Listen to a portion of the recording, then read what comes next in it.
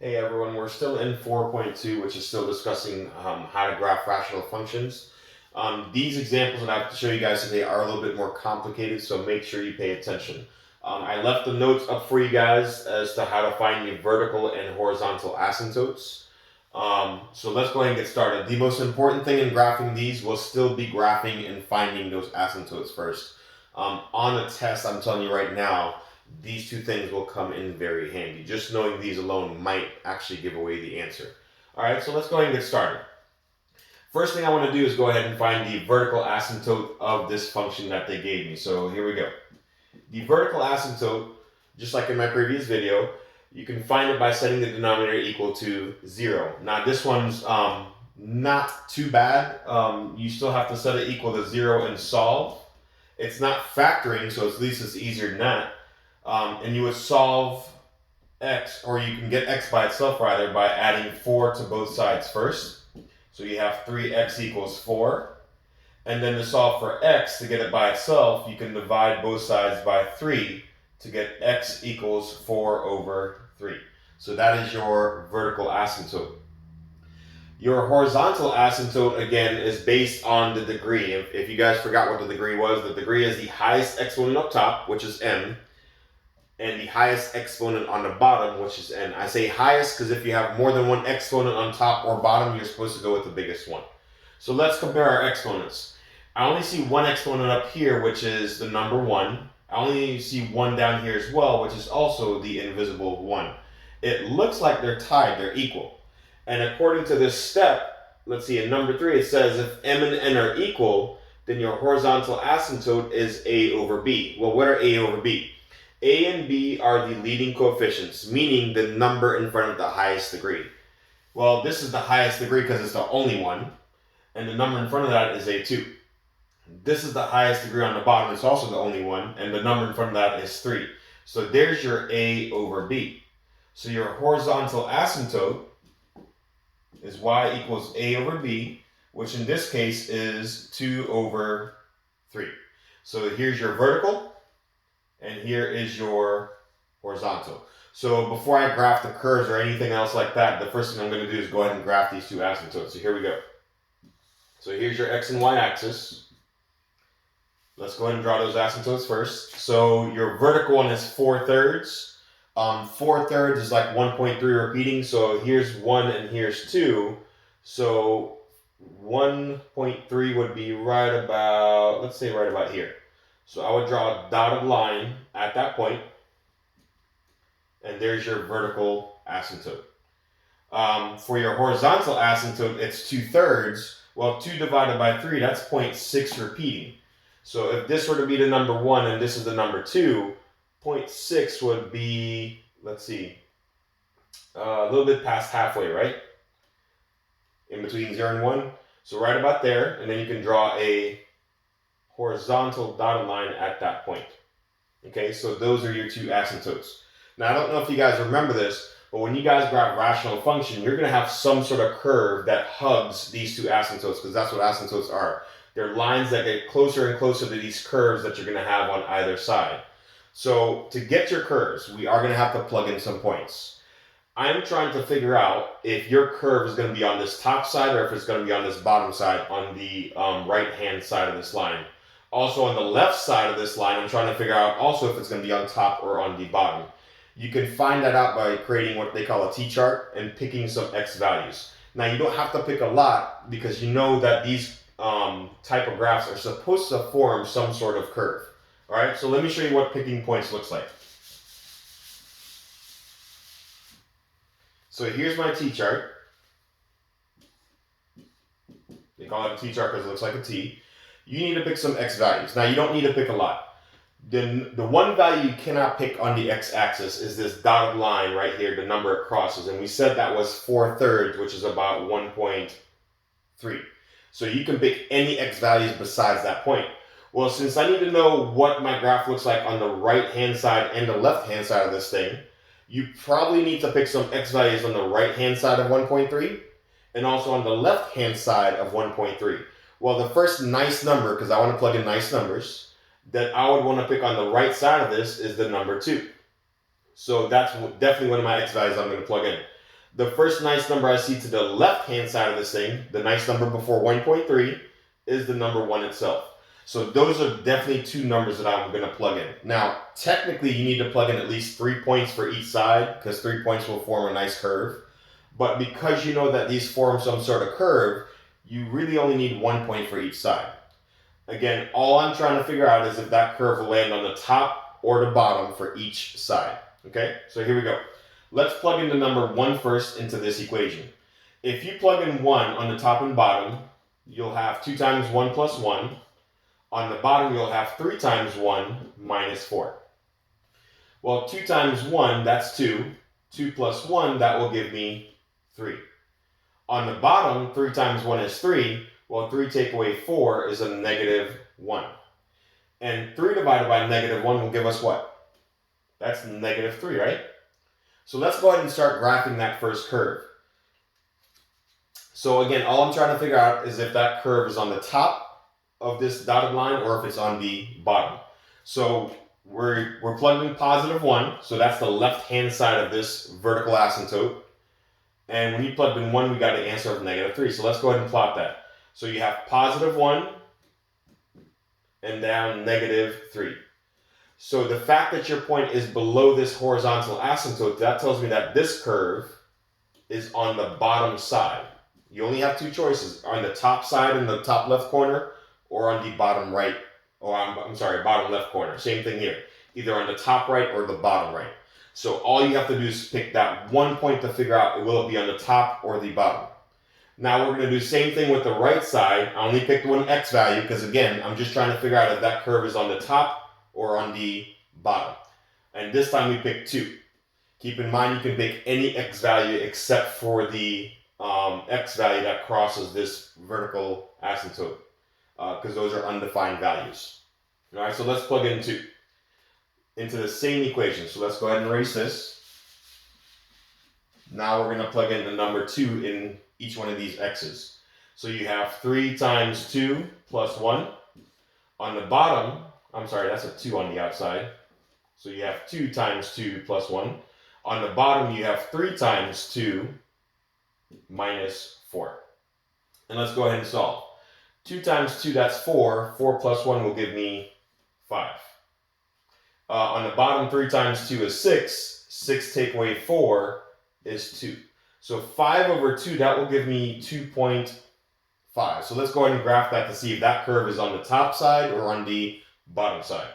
So if you graph 2 and 2.5, so here you have 2, and 2.5 is in between 2 and 3. So right about there. That tells me that this curve is on the top side, isn't it? And it's always going to hug those dotted lines, because again, asymptotes are lines that approach the curve. They get closer and closer, but never ever touch. So in part B, I'm going to give you guys a different problem. We'll do the same thing. Like I said before, technically you need 3 points for each one of these, because 3 points will form a nice curve. But the fact that you know when it's in this form, it forms a curve, you only need to pick 1 point to see if it's on the top or on the bottom. All right? So let's go ahead and do part B, which is a very, very similar problem, just to make sure you guys got the hang of this. So here we go.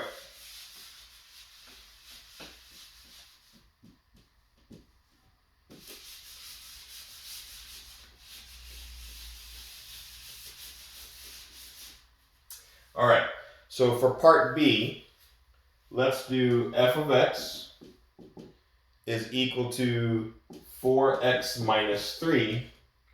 And on the bottom, let's do x plus 8.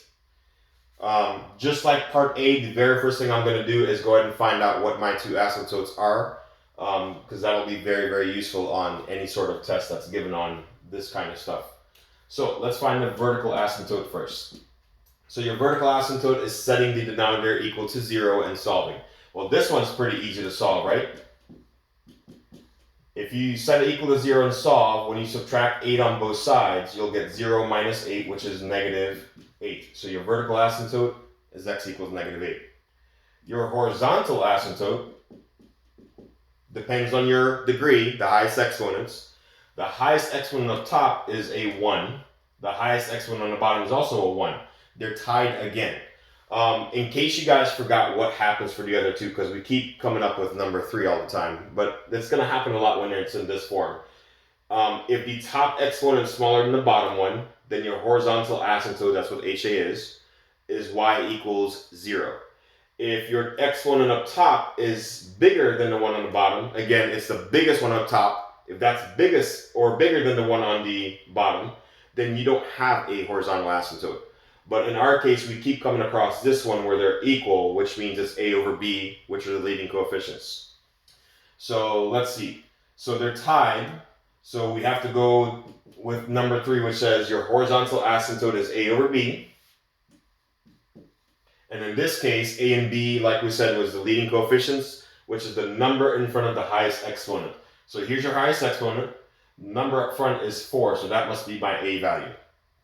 Your highest exponent on the bottom is a 1. Well, the number in front of that, I don't see 1, so I'll write the number 1. So your A is 4, and your B value is the number 1. Well, 4 divided by 1, that's 4. So let's go ahead and graph these two things first before we even draw those curves. All right, so here we go. There's your x-axis, there is your y-axis. So your vertical asymptote is at x equals negative 8. 1, 2, 3, 4, 5, 6, 7, 8. So draw a dotted line on that spot. Okay.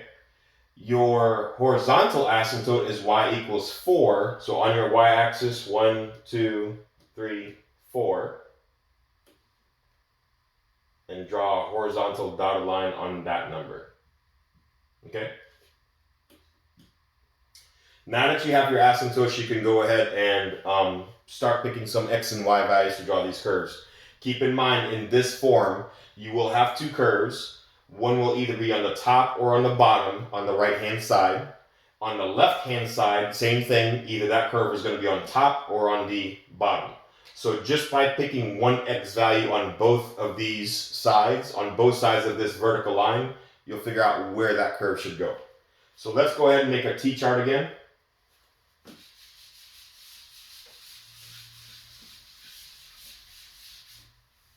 And pick some values.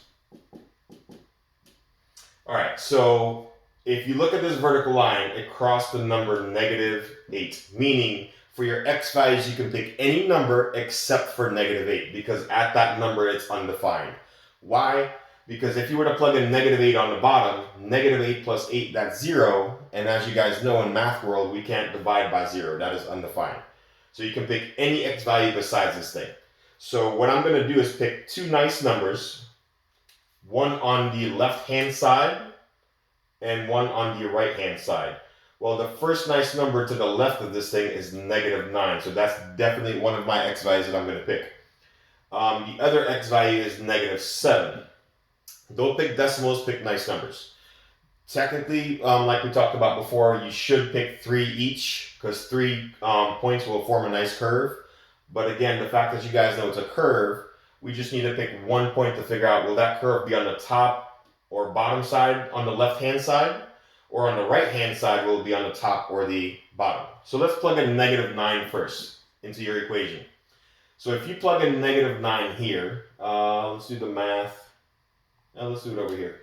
If you plug in -9 into both of these spots, you'll have 4 times -9 minus 3. And if you plug in -9 on the bottom, you'll have -9 plus 8. All right, so let's figure out what that number is. 4 times -9, that's -36. -36 minus 3, that's -39. On the bottom, you have -9 plus 8, that's -1. Well, a negative over negative, that's going to give me a positive number, right? And 39 divided by 1, that's 39. That's a big old number to graph.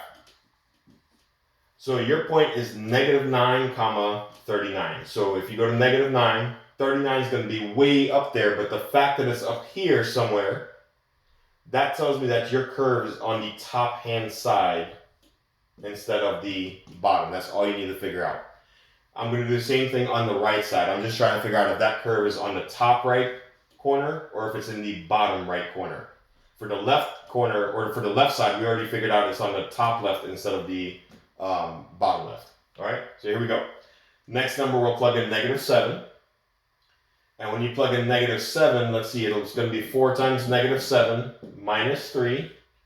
And then you have -7 plus 8. Well, 4 times -7, that's -28. When you owe $28 and you owe another $3 on top of that, that means you owe a total of 31.